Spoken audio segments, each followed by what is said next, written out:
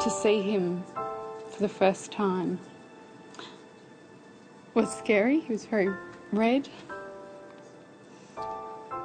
I'd never seen a baby so small. And with everyone's encouragement here, obviously all the equipment, just amazing equipment, here he is now.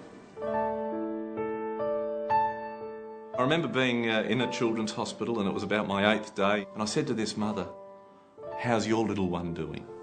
And she looked at me courageously, strongly, and said, "We've just had the worst possible news." And I just burst into tears and turned away, and all I could think about was my little daughter. And being a father, I think now magnifies, and I understand completely the role of Humpty Dumpty.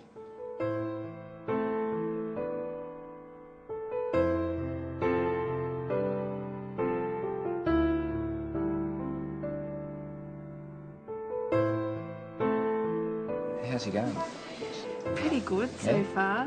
The rate of prematurity has been increasing, which again means that there's more babies coming into our intensive care units needing new equipment and care, and the only way we can cater for that is to increase the number of pieces of equipment that we have available.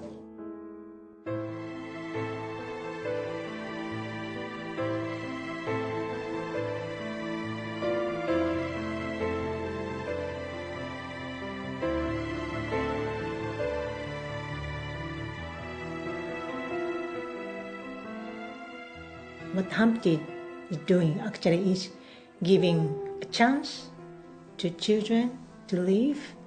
When I look at my daughter, she's 3 now, but no one thought she would survive. But she survived because all the medical equipment, so gave her a chance to survive. Once I saw the girls, it just hit home what was going on, and they had tubes everywhere and they were so little. You looked around and they're in 2 humidity cribs, which, they were purchased by Humpty Dumpty supporters, and it was another world. That's been the blessing. That's given me, I think, a much better sense of what's really important in life. And so much I've heard from other people, when something goes wrong with a member of their family, anything else in their life is insignificant.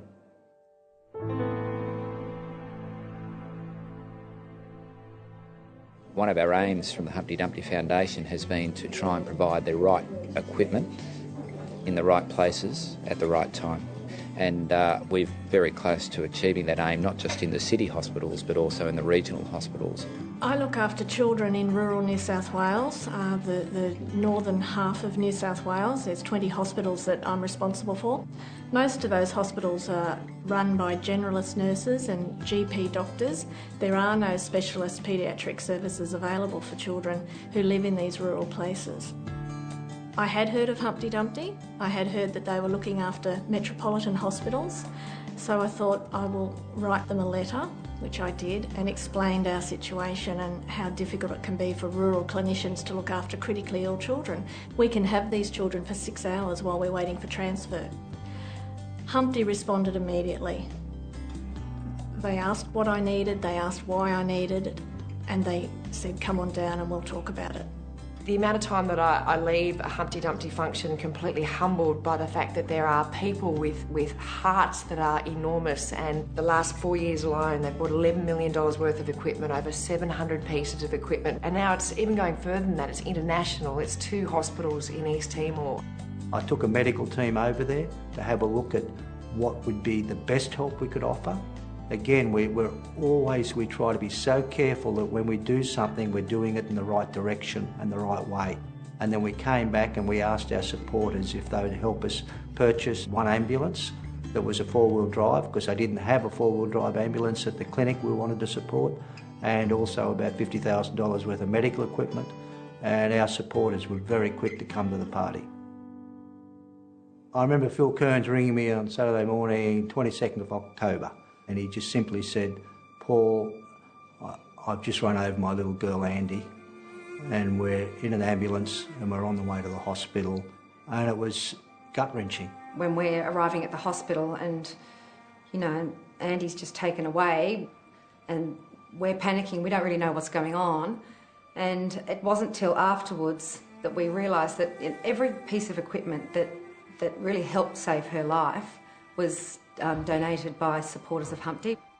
Because of what Phil had been part of creating, which was the Balmoral burn, and the offshoot of the burn being the equipment that we'd been able to purchase, and specifically on that day the equipment we'd purchased for North Shore Hospital, because it was that equipment that the doctors and nurses were able to use that made the difference.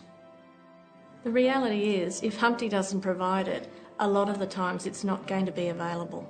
Everyone wants to give. They have this amazing part of their soul that wants to help other people, and often they do, but they don't know where it goes. With Humpty, you do know where it goes. It is so tangible. You'll know what happened. You can come and see the outcome, and you can hear from the families that you've made an unbelievable difference to. When she arrived, I was so stressful. It's like, what are we going to do? Is she going to be all right? And just to see that she's here and totally formed, and the equipment, without the equipment, she wouldn't be here. I was so grateful.